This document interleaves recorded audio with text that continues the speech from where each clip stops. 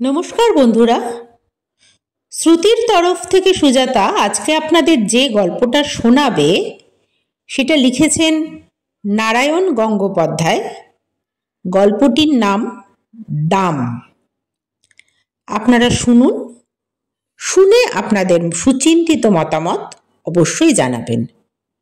শুরু করছি নারায়ণ গঙ্গোপাধ্যায়ের লেখা ছোট গল্প দাম। স্কুলে কি বিভীষিকাই যে ছিলেন ভদ্রলোক! আমাদের অঙ্ক কষাতেন। আশ্চর্য পরিষ্কার ছিল মাথা। যেসব জটিল অঙ্ক নিয়ে আমরা ঘন্টার পর ঘন্টা পরিশ্রম করেছি, একবার মাত্র তাকিয়ে দেখতেন তার দিকে, তারপর এগিয়ে যেতেন ব্ল্যাকবোর্ডে। খসখস করে ঝড়ের গতিতে এগিয়ে চলত খড়ি। হঠাৎ খড়ি ভেঙে গেলে বিরক্ত হয়ে টুকরো দুটো আমাদের দিকে ছুঁড়ে দিয়ে তৎক্ষণাৎ আর একটা তুলে নিতেন। একটু পরেই আমরা রোমাঞ্চিত হয়ে দেখতুম ছবির মতো অঙ্কটা সাজিয়ে দিয়েছেন। পৃথিবীতে যত অঙ্ক ছিল সব যেন ওর মুখস্থ, কিংবা মুখস্থ বললেও ঠিক হয় না। মনে হতো আমাদের অদৃশ্য অক্ষরে বোর্ডে আগে থেকেই কষা রয়েছে, অথচ উনি দেখতে পাচ্ছেন ঠিক, আর সঙ্গে সঙ্গে তার উপর খড়ি বুলিয়ে চলেছেন। অঙ্কে যারা 100-র মধ্যে 100 পায়, ওর ভয়ে তারাই তথস্থ হয়ে থাকত। আর আমাদের মতো যেসব অঙ্ক বিশারদদের টেনে টুনে কুড়িয়েও উঠতে চাইতো না, তাদের অবস্থা সহজেই কল্পনা করা যেতে পারে। প্রকাণ্ড হাতের প্রচণ্ড চড় খেয়ে মাথা ঘুরে যেত, কিন্তু কাঁদবার জো ছিল না। চোখে এক ফোঁটা জল দেখলেই ক্লাস ফাটিয়ে হুঙ্কার ছাড়তেন, পুরুষ মানুষ হয়ে অঙ্ক পারিস নে, তার উপরে কাঁদতে লজ্জা করে না? এক্ষুনি পা ধরে স্কুলের পুকুরে ছুঁড়ে ফেলে দেবো। তা উনি পারতেন। ওর চড়ের জোর থেকেই আমরা তা আন্দাজ করে নিয়েছিলাম। পুরুষ মানুষ হয়ে অঙ্ক পারে না, এমন অঘটন কল্পনাও করতে পারতেন না মাস্টারমশাই। বলতেন, প্লেটোর দোরগোড়ায় কি লেখা ছিল জানিস? যে অঙ্ক জানে না এখানে তার প্রবেশ নিষেধ। স্বর্গের দরজাতেও ঠিক ওই কথাই লেখা রয়েছে। যদি সেখানে যেতে চাস তাহলে। আচ্ছা, স্বর্গের খবরটা মাস্টারমশাই কোত্থেকে জোগাড় করলেন সেটা মনে হয় তিনি একমাত্র জানেন। আর প্লেটোকে তার দরজা দিয়ে ঢুকতে না পারলে কি ক্ষতি হবে, এ নিয়ে আমরা কোনোদিন মাথা ঘামাইনি। তাছাড়া যে স্বর্গে পা দিয়েই জ্যামিতির এক্সট্রা করতে হবে কিংবা স্কোয়ার মেজারের অঙ্ক নিয়ে বসতে হবে, সে স্বর্গের চাইতে লক্ষ যোজন দূরে থাকাই আমরা নিরাপদ বোধ করতুম। ম্যাট্রিকুলেশনের গণ্ডি পার হয়ে অঙ্কের হাত থেকে রেহাই পেলুম, মাস্টার মশাইয়ের হাত থেকেও। কিন্তু অঙ্কের সেই বিভীষিকা মন থেকে গেল না। এমএ পাশ করবার পরও স্বপ্ন দেখেছি পরীক্ষার লাস্ট বেল পড়ো, অথচ একটা অঙ্কও আমার মিলছে না। মাস্টারমশাই গার্ড হয়ে একবার আমার সামনে এসে দাঁড়িয়েছেন, দু চোখ দিয়ে তার আগুন ঝরছে, দাঁতে দাঁত ঘষে চলেছেন। মাথার ওপর ঘুরন্ত পাখা সত্ত্বেও আমি ঘেমে এনে জেগে উঠেছি। মৃদু নীল আলোয় দেখেছি চেনা ঘরটাকে।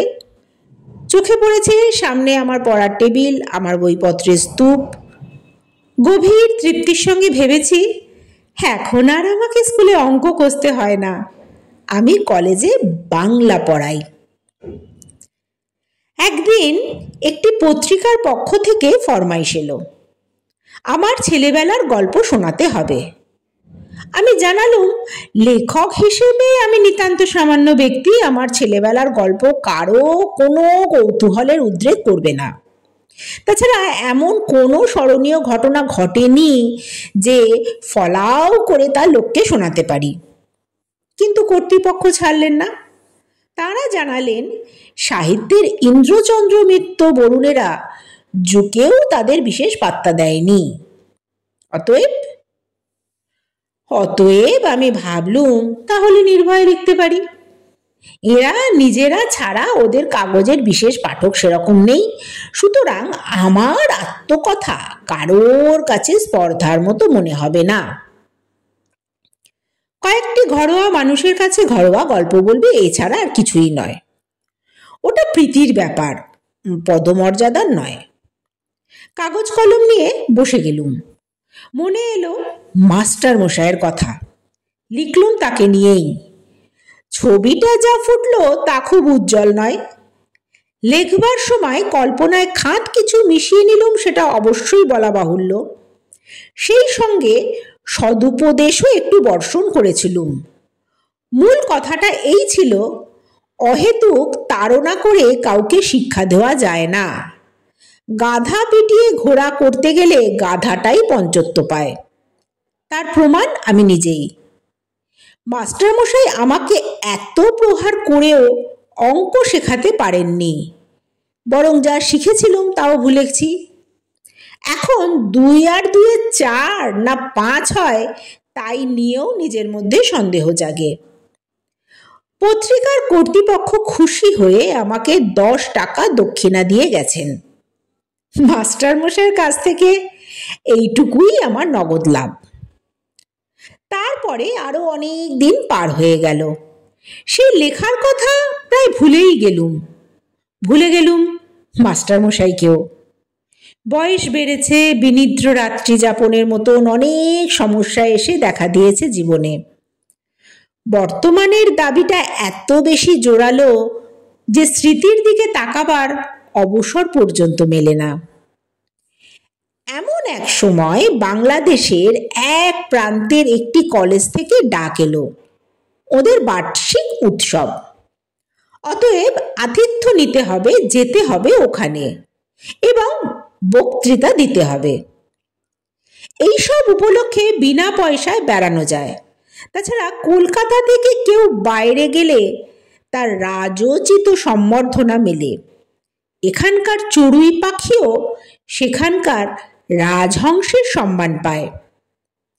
কলকাতা থেকে দূরত্বটা যত বেশি হয় আমাদের মতো নগণ্যের পক্ষে ততই সুখবর। আমি সুযোগটা ছাড়তে পারলুম না। গিয়ে পৌঁছতে চা, খাবার, আতিথেয়তার উচ্ছ্বাস। ছেলেরা তো এলোই, 2-4 জন সম্ভ্রান্ত লোক এসেও বিনীতভাবে আলাপ করে গেলেন। এমনকি খান কয়েক অটোগ্রাফের খাতা পর্যন্ত এগিয়ে এলো। রোমাঞ্চিত কলেবরে আমি স্বস্বাক্ষর করতে বসে গেলুম। সেই সঙ্গে বাণী বিতরণও করতে লাগলুম। ব্যক্তি হিসেবে আমি যে এত মূল্যবান এর আগে কে ভেবেছিল সে কথা। সভায় জাঁকিয়ে বক্তৃতা করা গেল।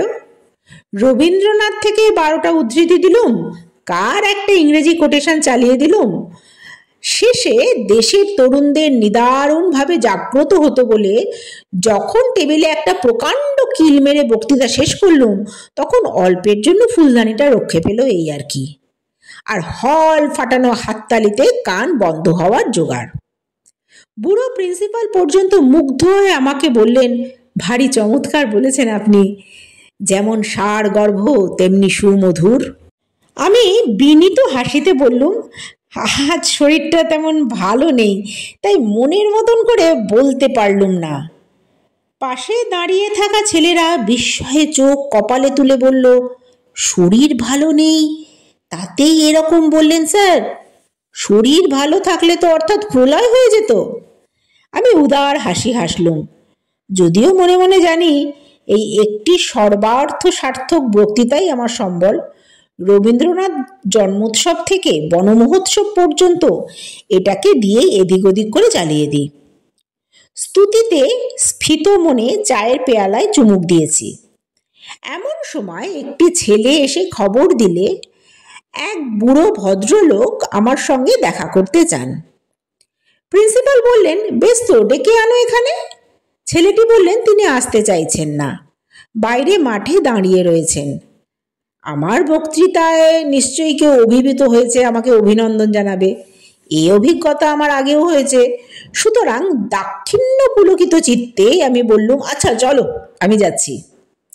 হলের বাইরে ছোট একটা মাঠ, তরল অন্ধকারে ঢাকা। অত আলো থেকে বেরিয়ে প্রথমে ভালো করে কিছু দেখতে পেলুম না। তারপর চোখে পড়ল মানুষটিকে, কুঁজো লম্বা চেহারা, মাথার সাদা চুলগুলো চিকমিক করছে। ডাকলেন, সুকুমার। আমি চমকে উঠলুম।